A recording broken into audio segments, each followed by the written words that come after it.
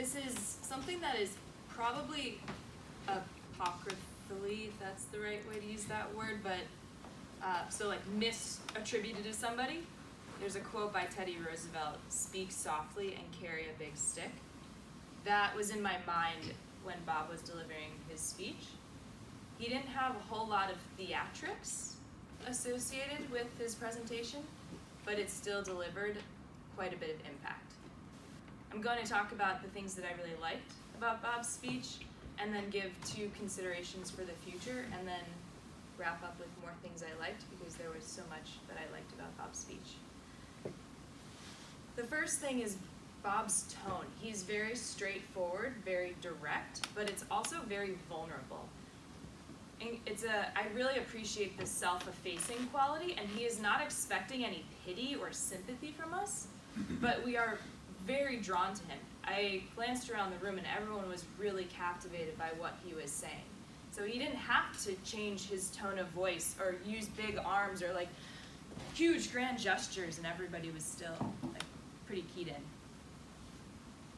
He followed the directions.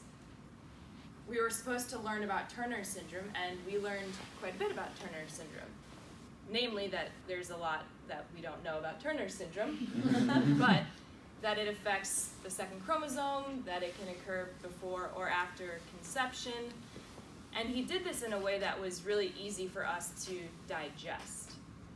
He used the word genetic glitch to describe something that's pretty technical, and I thought that was a nice way to use the turn of phrase. In addition to Bob following the goals of this speech, he also used the word of the day twice. You're welcome, Arnold. And he's the only person who did the adulting moment up until now and gave us his story about being a teacher. He, shoot, I just said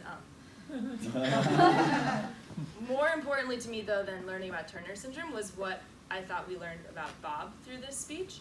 His perseverance in trying to get into the Turner Society, his persistence, and his acceptance. He didn't express any anger or frustration about getting re-diagnosed and not being accepted, even though he was pretty confident that he had something different than other humans, and even described the leader of the Turner Society as being political and driving through the middle, as if he was okay the fact that he wasn't recognized in a place where he should be recognized. In the future, when Bob has a lot of notes, and for all of us, I think it's helpful if you look down, digest the notes, and then speak, so that it's not as stunted, reading, talking, which is difficult to do. The other thing I'd recommend that Bob do in the future is at the very end of his speech, as he was closing, he said, "I was going to do Q&A, but I won't because we're out of time." That was one area where he broke the fluidity of his speech, and instead maybe say, "I'm open to questions if you'd like to learn more about Turner syndrome or my experience." I think the takeaway that Bob had is the takeaway that we should all have, which ties nicely to what Zach spoke about. When there's new science, accept the new science and be open to it. And Bob said something that made me sad. If I don't belong here, where do I belong? When he was talking to the woman about Turner syndrome. And Bob, you belong in Toastmasters. Oh.